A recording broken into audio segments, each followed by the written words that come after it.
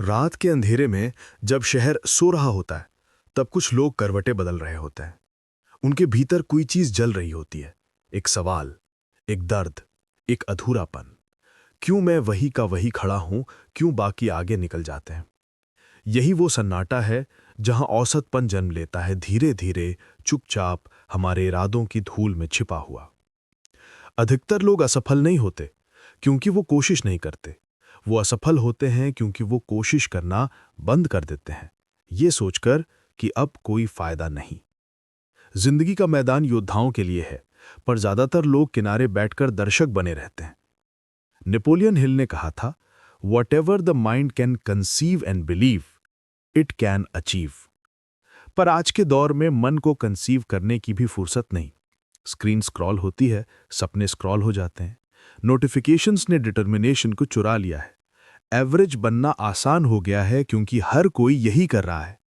पर तुम जो ये सुन रहे हो, अगर तुम्हारे अंदर अब भी वो बेचैनी है, वो रेस्टलेसनेस जो कहती है मैं इससे ज्यादा हूं, तो समझ लो ये औसतपन का अंत हो सकता है।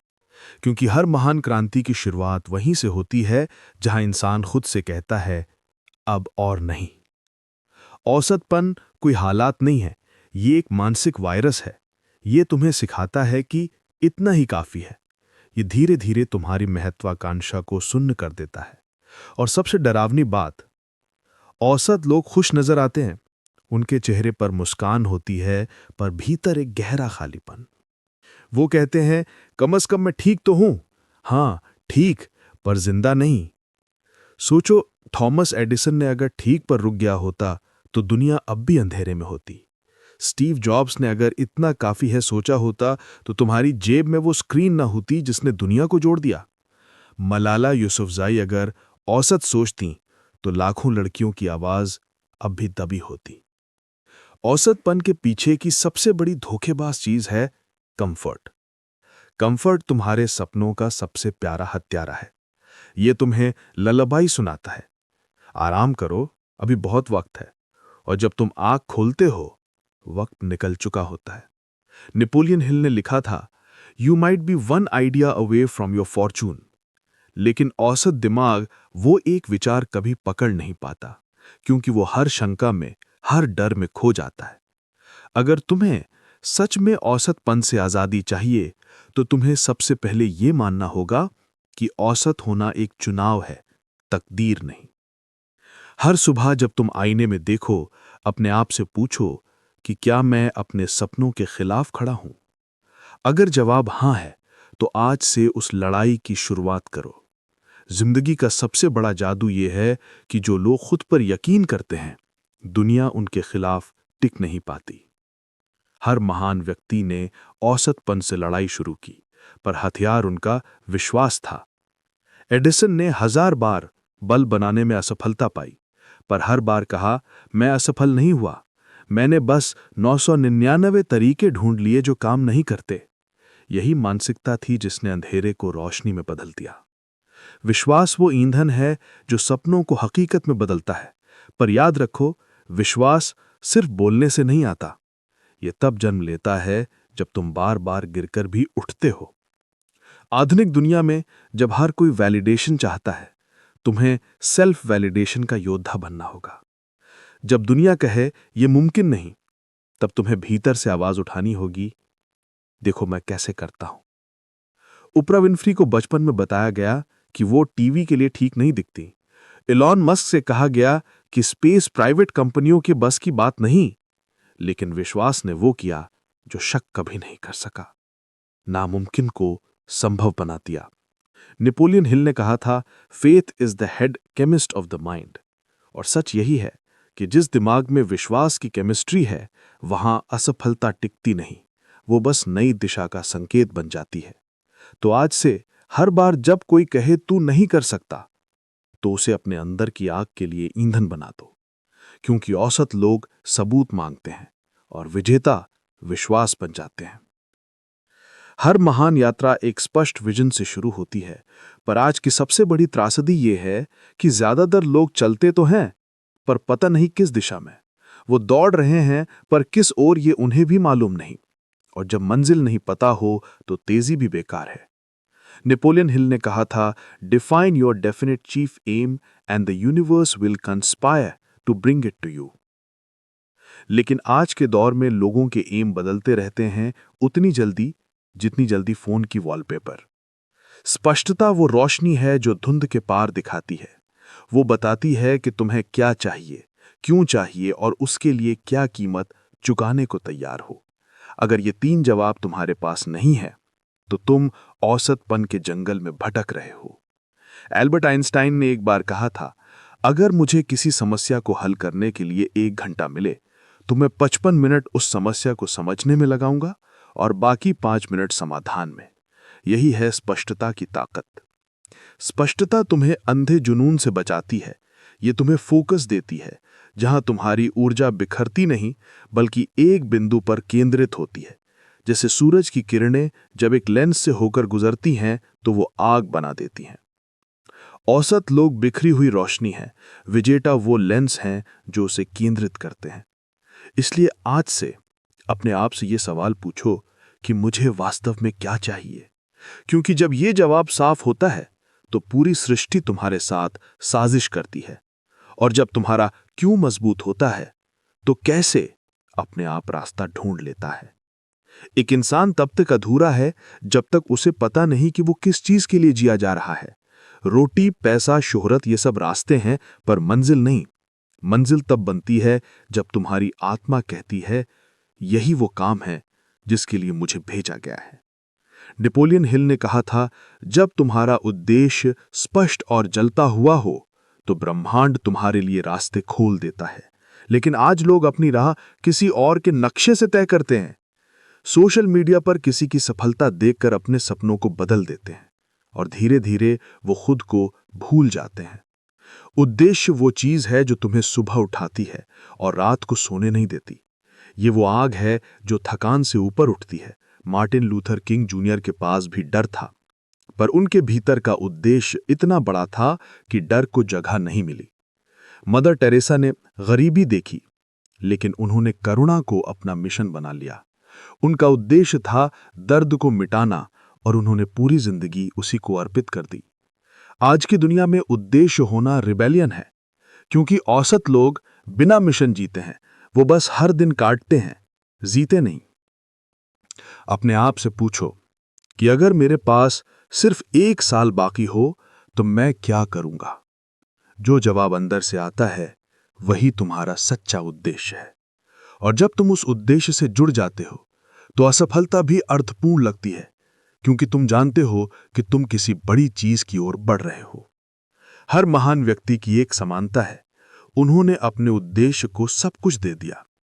औसत लोग सवाल पूछते हैं, मुझे इससे क्या मिलेगा। विजेता कहते हैं, मैं इससे दुनिया को क्या दे सकता हूं। याद रखो, जब तुम्हारा उद्देश्य तुम्हारे अहंकार से बड़ा हो जाता है तभी सफलता तुम्हारे चरणों में झुकती है। जुनून तुम्हें शुरू करवाता है, पर अनुशासन तुम्हें वहां तक पहुंचाता है जहां इतिहास लिखा जाता है। हर वो व्यक्ति जिसने दुनिया बदली, वो हर सुबह मूड से नहीं, मिशन से उठा करता था। औसत लोग प्रेरणा के इंतजार में रहते हैं, महान लोग प्रेरणा की जरूरत को ही खत्म कर देते हैं, क्योंकि वो जानते हैं discipline is doing what you must do even when you don't feel like doing it. सोचो, ब्रूस ली हर दिन 1000 बार एक ही किक मारता था।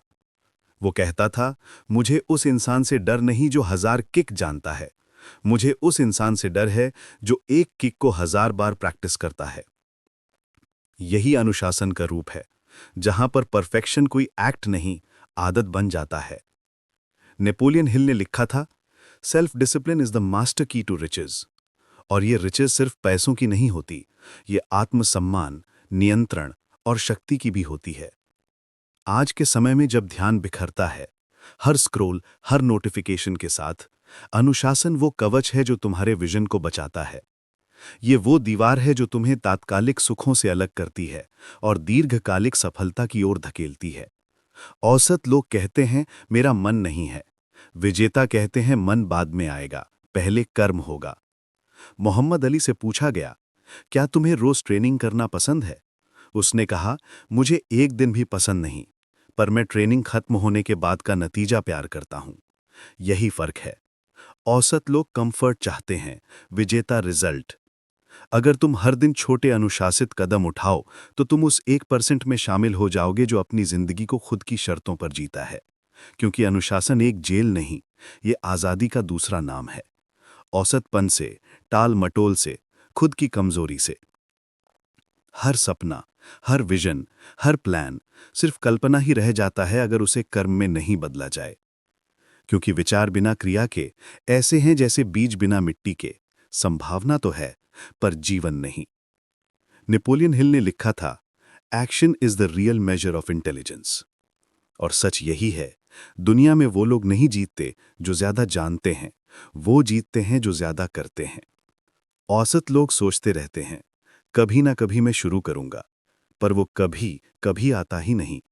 वो परफेक्ट टाइम का इंतजार करते रहते हैं बिना ये समझे कि परफेक्ट मोमेंट वो होता है जब तुम तय करते हो, बस अब अभी। सफलता का कोई जादुई बटन नहीं होता, ये एक एक कदम से बनती है, हर दिन, हर कोशिश से। हेनरी फोर्ड ने जब पहली कार बनाई, लोग हंसे, बोले ये कभी उड़ नहीं सकती। पर फोर्ड ने जवाब नहीं दिया, उसने बनाया। वो जानता था, तर्क नहीं, क्रिया इतिहास बदलती है। आज की दुनिया में जहां हर कोई बोलता है, वो लोग अलग नजर आते हैं जो करते हैं। एक्शन तुम्हारे डर को चीर देता है, क्योंकि जैसे ही तुम पहला कदम बढ़ाते हो, भय पीछे छूट जाता है। अगर तुम इंतजार कर रहे हो कि डर खत्म हो तब कदम बढ़ाऊं, तो जिंदगी भर इंतजार करते रहोगे। डर कभी खत्म नहीं होता, वो बस तब छोटा दिखने लगता है जब तुम्हारा कर्म उससे बड़ा हो जाता है। औसत लोग प्रेरणा के बाद कदम उठाते हैं, विजेता कदम उठाते हैं और उसी से प्रेरणा बनाते हैं।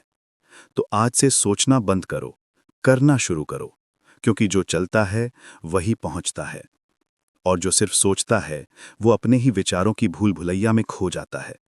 सफलता का असली स्वाद तब आता है जब तुम्हारे भीतर कृतज्ञता की गहराई हो, क्योंकि कृतज्ञता वो भाव है जो तुम्हें औसतपन से विनम्रता तक और विनम्रता से महानता तक ले जाता है।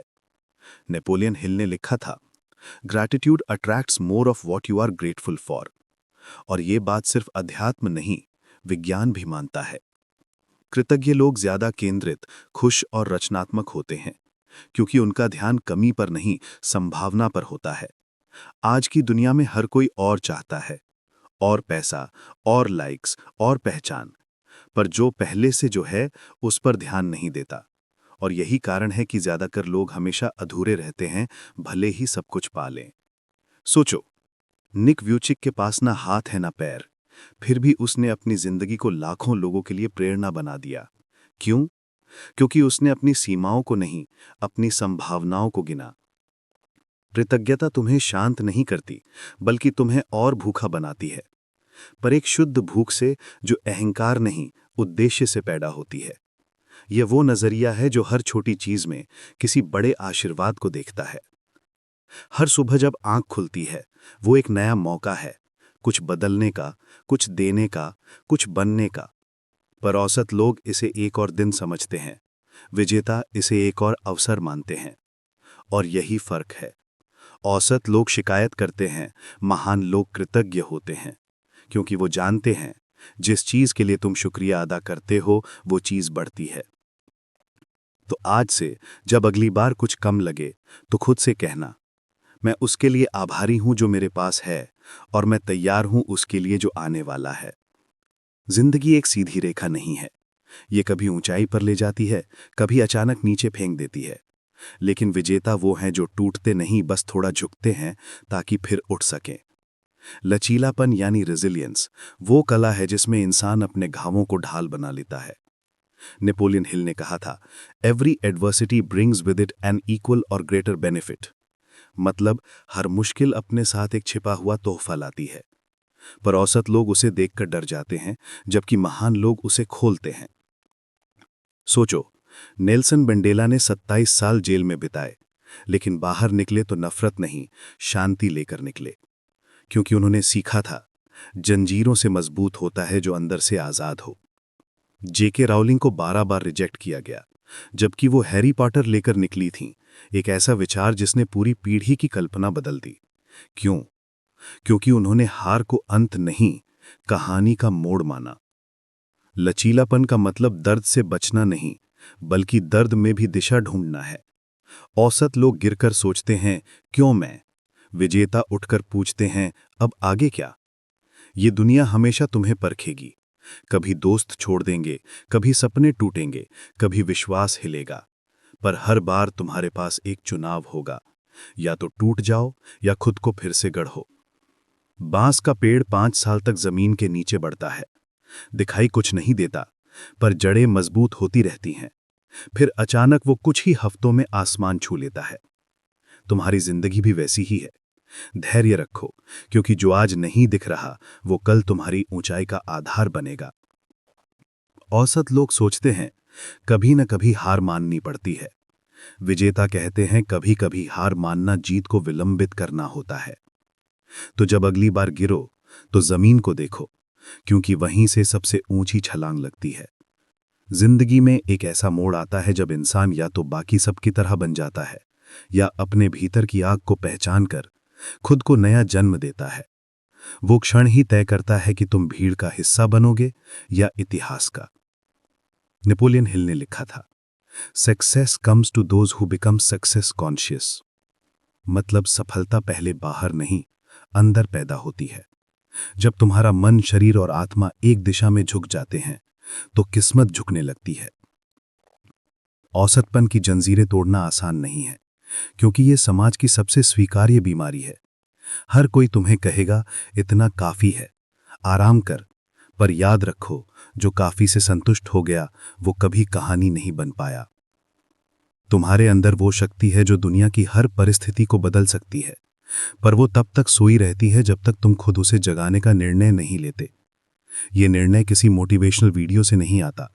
ये तब आता है जब दर्द असहनीय हो जाता है और आत्मा कहती है, अब और नहीं।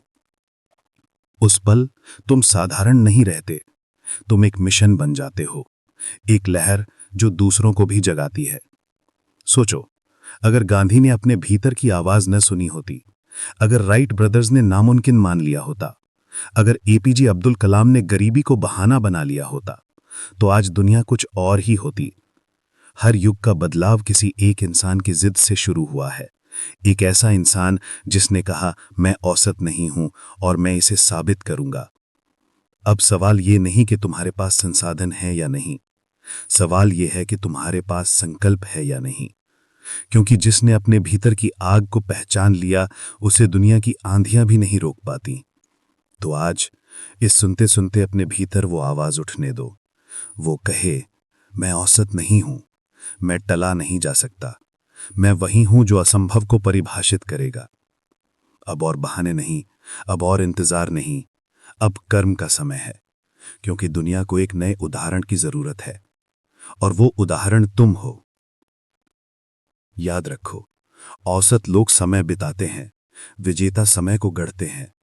औसत लोग हालात से बनते हैं, विजेता हालात बदलते हैं। औसत लोग मरने के बाद भूल जाते हैं, विजेता अपने विचारों से अमर हो जाते हैं। तो उठो, अपने अंदर की सीमाओं को तोड़ो, हर डर को चुनौती दो, हर असफलता को अपने चरित्र का हथियार बनाओ। क्योंकि जब तुम्हारी आत्मा अपने मिशन से जुड़ जाती है तो दुनिया तुम्हारे नाम के आगे असंभव शब्द लगाना भूल जाती है। तुम्हारा वक्त आ गया है। अब औसत नहीं, अब अमर बनो। Rise, break free, become the fire,